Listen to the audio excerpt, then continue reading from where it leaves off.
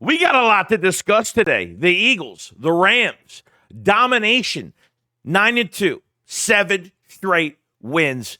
And we have a lot to discuss, a lot to talk about. So let's get into all of this. So excited. Those damn refs. Those refs, they tried. They tried, but we're just too damn talented. We beat the refs today. We beat them. We beat the Rams, and we beat those damn refs.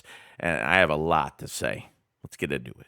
Look at these results. People are making free money. They're making thousands every month betting on sports completely risk-free. The secret, they're using OddsJam. OddsJam isn't just another betting app. It's turned the entire system in your favor. Here's how.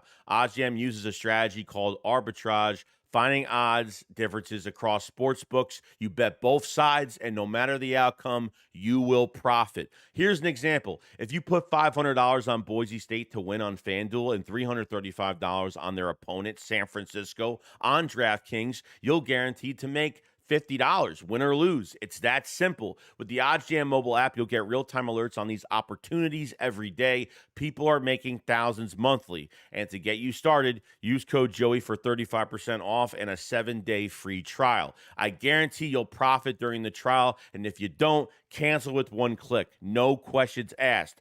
Don't leave money on the table. Go to oddsjam.com, use code Joey, and start making money the smart way. So we are here on another win for the Philadelphia Eagles, and this was, I think, somewhat of a tough game at times. And really going into this game, like I think the Rams were relatively healthy, probably the more healthy that they've been with Puka Nacua, and obviously having both of their receivers, with Cooper Kupp and all of that great stuff. So, close in their division in the NFC West, the Eagles have, I think a pretty good game on their hands. And they dominated 37-20. Even though I think two of those touchdowns were really bogus because the refs helped them out. I think we could all say this because they're garbage, because we know what happened in this game. But to go through this game, I think the first thing that's the most important thing, because respect, is Brandon Graham. Brandon Graham is out with has a torn tricep, out the rest of the season. There's no Bryce Huff until the last game of the season with minor surgery.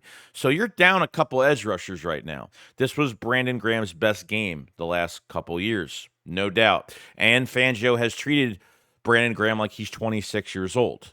With over 40% of the snaps, he's treated him like he's a young player. And I'm glad that he's mentioned this in the past before, where he said, I'm not going to treat Brandon Graham like he's on his farewell tour. Like, if the kid could play, if the guy could play, he's going to play, and he's going to deserve the snaps that he's going to get. And that's what Brandon Graham has done.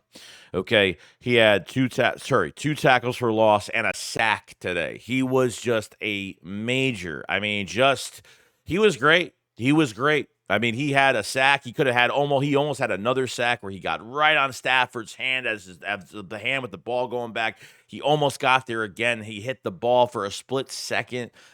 He was absolutely fantastic in this game. Eagle fans are worried right now. Eagle fans have really shadowed this Brandon Graham injury over this entire win that we had. And I get it. It's Brandon Graham. I completely get it. He's one of my favorite players, okay? He's been around a long time in Philadelphia, his whole entire career.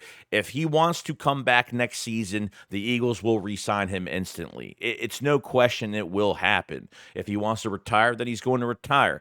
I don't see BG going out on a season like this, just the way I didn't really agree with Kelsey going out on a season like this. But their bodies are their bodies. They take care of their bodies, how they are, what their health is like, what they're dealing with injury-wise. This is just what happens sometimes in these careers. So, wondering what the Eagles will do next. I'll make a video on what I think they will do, who's available off the street. Do they bring Teron Jackson up from the practice squad? Do they move Milton Williams from DT to edge rusher because he could play inside, outside? There is a lot of different combinations that they could make, but the season's not over. A lot of Eagle fans were just thinking you want to see a game-changing injury that happens? Look at the Lions and look at Aiden Hutchinson. They lost him. You know what I mean? It's not easy to get over, and that's a game changer. That's a young game changer. And to lose something like that, it definitely takes a hit. And obviously maybe you have to be more aggressive with your linebackers, but this is a different year now. Where every year for the Philadelphia Eagles, we would worry about the defensive line because we had no secondary, we had no good linebackers. And then when a defensive lineman gets hurt, we all start to panic and then force Howie to make a move because we don't want to be exposed in our secondary or get exposed. And that's not the case. You have a very balanced offense with a really good veteran, old school type defensive mind behind it. It sucks for Brandon Graham. We are going to dedicate this season to Brandon Graham. Just like in 2017, we dedicated it to Jason Peters. It's going to be the same way. Funny how two crucial injuries against this same team in 2017 and now in 2024, which is kind of insane. Okay. This season's dedicated to Brandon Graham to get his second championship ring, and, that's how it's going to be. It's unfortunate. It sucks. We have a lot more work to do, and their Eagle fans should not be giving up on the season because of a rotational defensive end. It's not like you lost Josh Sweat. It's not like you lost Graham and Josh Sweat. When Josh Sweat left the game, that's when I got really nervous. And then he came back and everything was fine. But, best wishes to Brandon Graham. Especially a lot of the players that look up to him, the trash talk, the swag that he brings to game day and to the real world. He's just a different type of guy. He's not flashy. He's just a good person and respectful in the league. And, it's unfortunate that, injuries happen. This is what happens, and see what the Eagles do down the road when it comes to Brandon Graham, when it comes to if they're going to replace him, which you're not going to be able to. But, like Seth Joyner said the other night, if you can get like 25% of what Brandon Graham could give in this rotation, then great. We'll get more into that later in the week. But let's start. Jalen Hurts. Okay? Jalen Hurts was 15 for 22, 179 yards, and a touchdown. Okay? 15 to 22. That's a nice sweet spot right there. 15 to 20 is a perfect sweet spot for Jalen Hurts. That means that a lot of guys are making a lot of plays for him. He's taking advantage of what the defense is giving him. And I thought he did whatever he could to win the game. He did everything he possibly could. And that's all I could ask from our QB. With the amount of weapons that's around him, he shouldn't have to put the game on his shoulders. Unless it's like, big stages, something's going on, you have injuries, I don't know, something like that. But yeah, there's so much talent around this guy. And with Hurts, did he miss a couple wide open guys? Yes. I mean, it's going to happen. I don't know why there are Eagle fans and obviously reporters that like to single him out and try to hate on him. But I think there's a lot of people that are jealous of his aura, that nothing bothers him. And this is what I expect from Jalen Hurts every single week.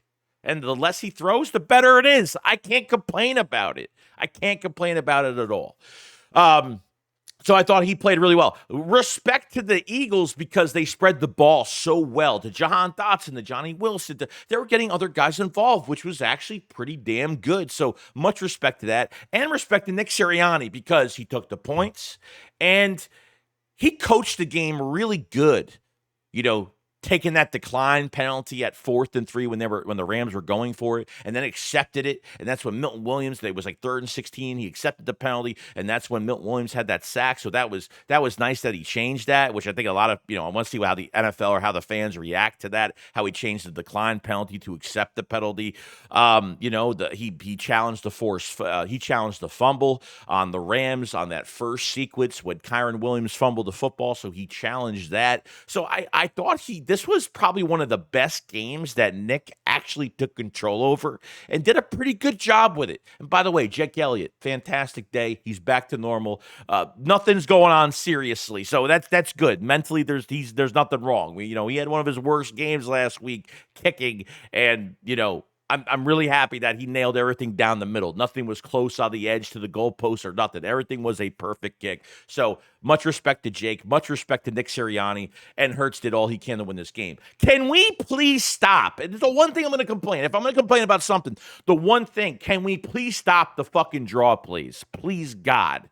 I mean, it's a Hurts keeper, a Hurts keeper. See, the thing I love the most is if it is a passing play and it's covered and Hurts is going to direct direct himself and direct maybe a running back or somebody upfield to take a block for him so he can get upfield with his rushing ability.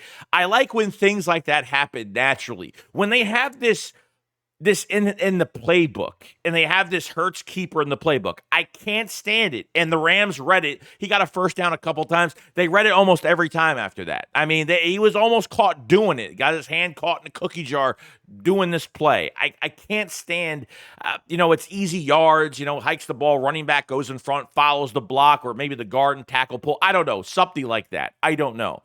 Yes, it's an easy play, but it's very predictable when you run it all the time. I hated that. There's probably I think the shovel pass to Goddard, I didn't really like that either. Maybe the blocking was really bad on it. Maybe I'm being too hard on that play, but I wasn't really a big fan of that because I feel like throw to Johnny Wilson in the end zone. Throw to Dallas Goedert as a big red zone threat. When was the last time we threw to Dallas Goedert in the red zone? I can't even fucking remember when.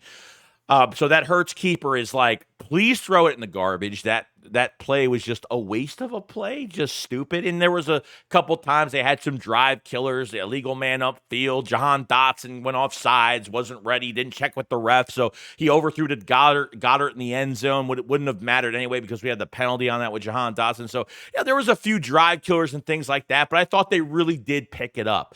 And where they really picked it up was Saquon Barkley. 255 yards, okay, 26 carries. He had a 70-yard run, a 72-yard run, okay? I think he has the most yards in a single game by an Eagles running back in history. So he's shattering records at this point. I think he was like 30-something yards away from actually shattering the record for the most rushing yards in a game in the NFL. It's almost ridiculous to think that this guy is not an MVP. He is a cheat code. He is more than Madden. He is it takes so much from a dump off pass to something so small that it could turn into the biggest play. You come out the second half, let's try to get the ball. Let's try to do something. Let's try to run the football a little bit. Saquon Barkley just runs 70 yards. Boom, done. I mean, it was just, you didn't have Devontae Smith in this game and you scored 37 points. Okay, and Saquon Barkley, I can't. How did this guy? I mean, I know how he didn't produce with the Giants, but why did you not build a team around this guy?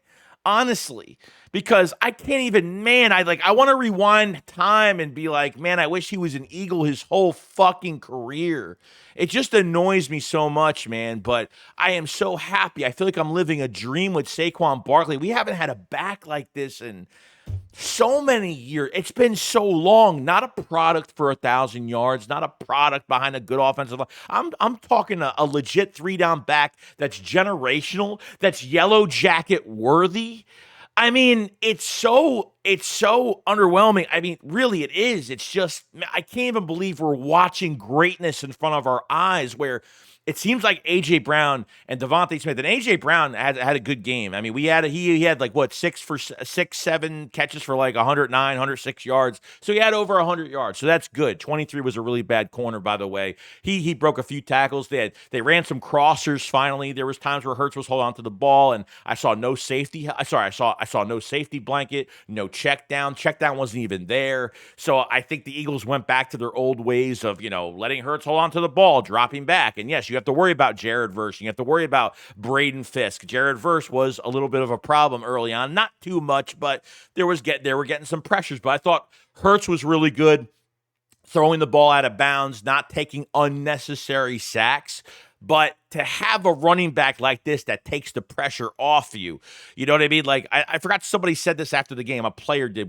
I think it was Saquon, I think it was A.J. Brown that said it, like, when you feel like there's, when Devontae Smith's not playing and that's one problem out of the football game, you're always going to be dealing with multiple problems. You still have another problem.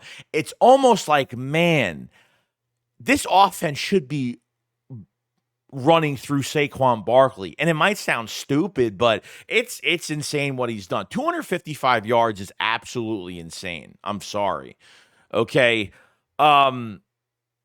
especially in the receiving game. I remember the Hurts Barkley. Remember Barkley was literally on one knee on the sideline, and he was like sitting there to make sure he would catch the ball and be in bounds. And Hurts threw him the ball there. I remember in the fourth quarter when they ran a couple screen passes with him too. I was really happy with that. What did they run screen passes with Saquon? They never do. When Gainwell took over a lot of the reps in the fourth quarter, Saquon ran that one screen when we needed it the most, and he made a couple guys miss. And I think he got close to a first down, or he did get the first down. And Kenneth Gainwell actually had his first touchdown of the season. Thank God. You know, he hasn't had a touchdown all year because, number one, he's the number two back, and number two, Saquon Barkley was probably robbed of probably 13 touchdowns this year just because the tush push is, yeah, it's taken over. And obviously Jalen Hurts is getting all the credit for those rushing touchdowns in that way. So it's almost like I'm dreaming to the point where I just don't understand how. I mean, we got Saquon and everyone said he was washed, he was injury prone. I don't see Tiki Barber talking shit. I mean, this is an MVP candidate. It has to be. And if his touchdowns are down because of that, shame on the NFL, honestly, because I know quarterbacks are supposed to get this, but I'm sorry, but this is just night and day. Talk to John Mara, the owner of the New York Giants, okay? If he goes to Philadelphia, because everybody knows that Philadelphia is a good run. It's a good run team. They run the ball well. It doesn't matter what back. Miles Sanders, 1,000 yards. DeAndre Swift, 1,000 yards. I mean, it doesn't matter. Any running back that's average to less average could fucking run behind this line. It's insane. And Saquon, I have no words. I have no words of just screw the Lions 1-2 punch with Montgomery and when the other guy. I mean, this guy is better than anybody in the league. This is the number one back in the league. There's no question about it. Yeah, that's where I am with Saquon Barkley right now. Just he has over 300. He had over 306, 300. I don't know how many scrimmage. He had over 300 yards, 300 scrimmage yards. I mean, that's just insane. He's over what, 1,400 yards, something like that. I mean, realistically, this could be a 2,000-yard back. Realistically, with another 6 games, what was it, 6 games under our belt? I mean, realistically, he can get 18 to 2,000-yard season this season. Ridiculous. Yeah, that's where I'm at, man. That's where I'm at. I mean, and I think the one thing we have to really respect Nick for the last few weeks. Remember, like last year when the Eagles would run up the middle, and there were times where Brooklyn run up the middle and he gets a couple yards, nothing crazy like that. When they're running east and west, he's a little bit more successful, but certain times he's going to find that hole. And just how he reacts, like in a lane, and when someone's about to tackle him, it's one of the most artistic things I've ever in a run form I've ever seen in any type of running back. I mean, we've loved LaShawn McCoy, we've loved a lot of older backs that we used to have, but geez, this is just something different I haven't seen in a long time. So yeah, I mean, we never stray away from the run, even if it's not working at times. I feel like we get football teams tired at the end of the second quarter in some cases. I don't know, and then we really unleash in that second half. And I felt like the Rams were on life support at that point because they were hitting their breaking point. They were tired, and the passing game became more successful. Just everything really. I thought some of these sequences were really good in this game. And Saquon, dude, I'm so glad he's happy, and he's mentally happy just being somewhere, and he's having fun doing it. And that's all that matters with Saquon Barkley. Just absolutely fantastic, and kudos to him. Like I said, Kenneth Gainwell had the one touchdown. When Gainwell, he persists. Let me tell you, there are times where they put Gainwell in, and he's just like, he runs, he goes nowhere. And then there's times where, like, the perfect blocking scheme is there, and Gainwell just finds his way. And Gainwell, what takes him far is his vision. If he didn't have the vision that he has, and open space, he's actually really good too. So I give him flowers when he gets it. I'm not the most biggest Kenneth Gainwell fan. I think we all know this, but I thought it was pretty good. like I said, AJ Brown was really the top receiver in the game. They didn't really, they spread it around a little bit, but not really much. I really wanted to see more, but I thought they did a good enough job. Dallas Goedert, I thought, had a pretty good game, few receptions. This is a team that was one of the worst teams against tight ends. He had few good catches. Calcaterra had some good blocks in this game, which was absolutely amazing. I think there was a Barkley run to the outside, the left side, and Calcaterra had an out block, which was great to the left side, which was awesome. So nice to see Calcaterra is blocking, getting better. So that was it really with the tight ends. Dude, the defense. Man, besides the Brandon Graham injury, okay, your defensive line, we had some trouble. Okay, I think the first sequence, when the Rams had the ball first, we missed some tackles. We had Reed Blankenship and Slay running into each other. It was a mess. It was a mess in the beginning, a little bit. You had that fumble, which was good. So they tightened up, and I think I trust Fangio more and more every single week with those adjustments and tightening your defense up. You're not just playing heavy zone and just sitting back and really just giving up all these yards just to keep them inside on the grass to waste more clock. They were pretty damn. It was hard at the beginning. It was tough to get to Stafford. It was, but once they start getting in his face left and right, and they really started to get after him, I thought it was great. So Jalen Carter was double teamed the whole game. He's getting a lot of attention now. So he was almost a no factor. He had, I think, a forced fumble and a sack, I should say, which was good. So I think when he finally had that one-on-one, or he ran like a mini stunt where he got off of his guy onto the center or something like that, and he got some pressure right there, but he was taken care of all day. So, that's what's going to happen. But because of that double team up the middle, they did some five-man fronts with Zach Ball on the line. And there were times where, you had Milton Williams that had the one-on-one, and Milton Williams, okay, was fantastic. He had 2 sacks and a forced fumble. He was absolutely amazing. I think 4 sacks for the Eagles, 4 or 5 sacks against the Rams. Milton Williams is going to get a payday, and let me tell you, I do not want to be Howie Roseman by the end of the season, because the amount of decisions that he has to make, I don't even want to be him or be in that room. Because of the re-signs you really want. Josh Sweat's a free agent. Okay, Milt Williams is a free agent. Graham might retire. I mean, Zach Bond needs to be re-signed. Mekhi Becton needs to be re-signed. I mean, I don't even want to. I couldn't even handle that pressure. And let me tell you, man, Milton has really shown a lot, man. He's come a long way. Even Moro Jomo had some pressures, which was great.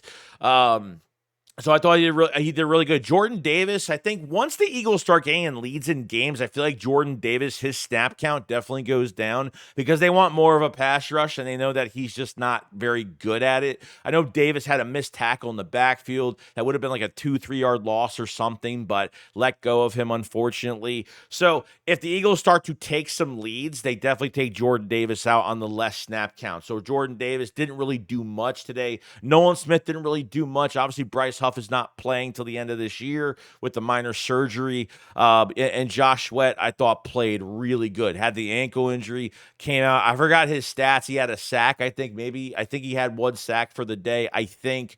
But I thought he played really good too. Really, really well. But like I said, Brandon Graham had a really good game. So, everybody is starting to really hone in on Jordan Davis. I mean, realistically, guys, like, it's only going to build on from here next year, the year after that, because look, you get a generational talent at that edge rushing position, whether it's like a TJ Watt type, an Aiden Hutchinson type player like that. I can't even imagine what's going to happen. And I think that's been one of the biggest weaknesses this year, because a lot of teams know that the edge rushers aren't really playing at a high level, besides Josh Sweat. And Nolan Smith is coming into his own, so he was really a no-show today. And it's easier to just double on Jalen Carter. And even when we ran the 5-man front, when we had Zach Bond at the line, they actually tried double-teaming Jalen Carter, and guess what happened? Milt Williams got free. On a 5-man front, you still double-team Carter. That's how dangerous Jalen Carter is, okay? So I think going forward, this whole situation is going to be very, very interesting. Defensive line is fighting. They fight, man. They fight for each other, and they just fight, and they get pressure. And they were hitting Stafford, and they were, and there were times where, he was in the pocket. I have to give Matthew Stafford some respect, because he was in the pocket at times, and nothing phasing him. He was calm, cool, collective. So I thought he did all he could, but I have to say he wasn't afraid at times when he was in that pocket. Um, As for the cornerback, Slay, ended up getting hurt in the beginning of the game when he hit Reed on that missed tackle. Him and Reed Blankenship ran into each other, and then had a really bad concussion. Why there was no flag thrown, helmet to helmet, or something like that?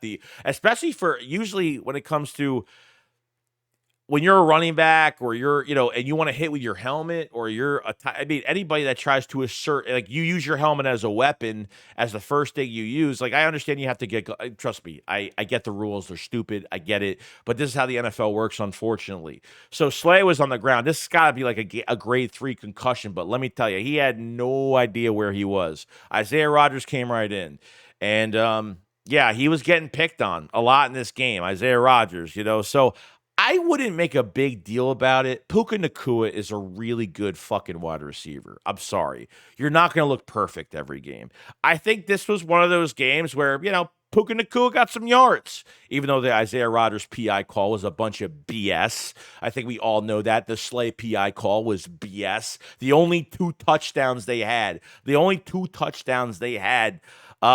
the two touchdowns they had, they literally was given. They didn't even earn it. I mean, there were two PI calls that were that bad. That's the only way they scored those two touchdowns on us. I mean, literally, if you're at the 20-yard line, you get a PI call, boom. It's like they're already at the 1-yard line. It's already over. I mean, it's almost automatic at that point where you just got them on the 1-yard line. You got them inside the 5, and there's no way you're going to stop it. You know what I mean? So I thought it was a bunch of BS. And people were saying, why don't we put in Ringo over Rodgers? I'm like, to be honest with you, I like Rodgers over Ringo. I think Ringo would be worse, to be honest with you. And number two, he hasn't played all year. At least Rodgers is getting playing time here and there throughout the season. I mean, Ringo's barely getting playing time. You're going to throw him into a game at this nature. You're going to throw him right into the game. And I'm sorry, but like I said, I have to see more. Like I feel more comfortable with Rodgers, but you're going to lose some on some matchups. And Puka Nacua, like, he had his day. I don't know how many yards he had. Maybe it was over 100. I don't even know, but he still had a pretty good game. Cooper Kupp had some catches, but I mean, I thought they did a good job on him. And he hasn't been healthy all season. He only had over 400 yards coming into this game, so really can't blame that much. Quinyon Mitchell, I thought, he gave up a touchdown today in garbage time. So I don't even count that. I mean, they had backup defensive line. They had backup linebackers, backup safeties. He was like literally one of the only starters out there. So with no safety help and no this, and the defense really, they had a lot of new guys in because the Eagles had a big lead. So they were getting some other guys playing time and resting all the starters, and Quinyon just had to stay out there. Gave up a stupid touchdown, garbage time. But I haven't. Quinyon almost had a pick too. Remember that pick he almost caught? Oh my God! I was like, please just give me one. Just give me one. I'm begging you. One. I just want one. And for Christmas, Santa, just give me one. Thank you, Santa. Just one pick. That's all I want. But almost had it, but just wasn't there. He was, if he was already near that spot, that would have been great, but he almost had it. It was really close. But Quinyon Mitchell, I thought he was great. I mean, look, this is, like I said, this is the healthiest the Rams have ever looked offensively. Really, one of the most healthiest they've ever been. So to get both their weapons back at wide receiver, yeah, that's big. And Puka Nacua is just too good of a player. He's just so good. You're going to give up yards. It's going to happen. You're not, look, I don't know how much he gave up against Quinyon. I have to read the statistics. We'll go over that later in the week, just on what's going on with that. But I didn't really see him get beat that much. I watched every play, and besides that touchdown, he got beat a couple times, maybe one middle of the field, something like that. But I thought he still played absolutely fantastic, so I'm not really worried about that much. I think not even what we got to get worried about, but Slay is at that age now. Isaiah Rodgers is coming in. This is why you have Isaiah Rodgers here. He's a legit starting corner in the league. We all know this, and there was times where he gave up too much cushion. There were times where the PI call was a bunch of BS, obviously, but I thought he was fine. They picked on him a little bit. I absolutely get it, but Cooper DeJean was sticky. He was sticky. He didn't miss any. Cooper Kupp throw to the flat. He was there. Didn't let him go. I love how Cooper DeJean gets to him, and he's just like, he's patient. He doesn't overdo it. Wraps around and just drops his body to the ground with weight and brings him down with him. So I thought Cooper DeJean was really good in this game. Fantastic in this game. The linebackers, Zach Bond had a nice deflection on Puka Nacua in coverage. After like the second, when they really needed, when they were down a couple touchdowns, that was pretty much it. They were really trying to force feed Puka a lot, and it just didn't work. So I think not a big game from Zach Bond. He got some pressures today. The blitzing from Fangio with these linebackers was great. Nakobe Dean looks like I love how we're seeing Nakobe Dean actually blossom into what he is supposed to be. Like that Georgia Nakobe Dean, nasty bully, knocking people over. My favorite play was on his sack. Nakobe Dean, 8 tackles, 2 tackles for loss, 1 sack, and 2 quarterback hits. My favorite play when he literally blitzed, he knocked down Kyron Williams like a dog. I mean, he's like, what? This is what's in front of me right now. Boo, see you later, and knocks him down and just sacks Stafford. Man, that was one of my favorite plays in this game. And the Kobe Dean just, oh man, it's beautiful. It's music, it's art, it's just chef's kiss. Chef's kiss at that linebacker spot. It's just so great. I'm so happy, man. My heart is filled with joy seeing linebackers in Philadelphia playing so well. And the Devin White thing gets weirder by the day, but I guess it paid off. And they said, you know what, Nakobe Dean's healthy. He can't sit behind Zach Bond and Devin White. He's got to play this year. So they made the right call there, and I absolutely get it. Man, Nakobe Dean just great. I thought the safeties played really well. I thought Reed played good. Chauncey, I thought he was talking a little smack in the game. It was nice to see that. So I really did like that. Chauncey had I think he had a stop, a third down stop, something like that. He had a really good hard tackle. I forgot what quarter it was, but I thought he played pretty good. So, I thought this was great. I mean, I think the defense is just getting better by the weeks. I mean, this is a defense that, you might not be getting, you might not have a 70 sack season with this defense, but let me tell you, man, you have the most balanced defense I have ever seen where, maybe your defensive line doesn't have these big names and you don't have a lot of players that are consistent every game, and that's what every Eagles fan wants.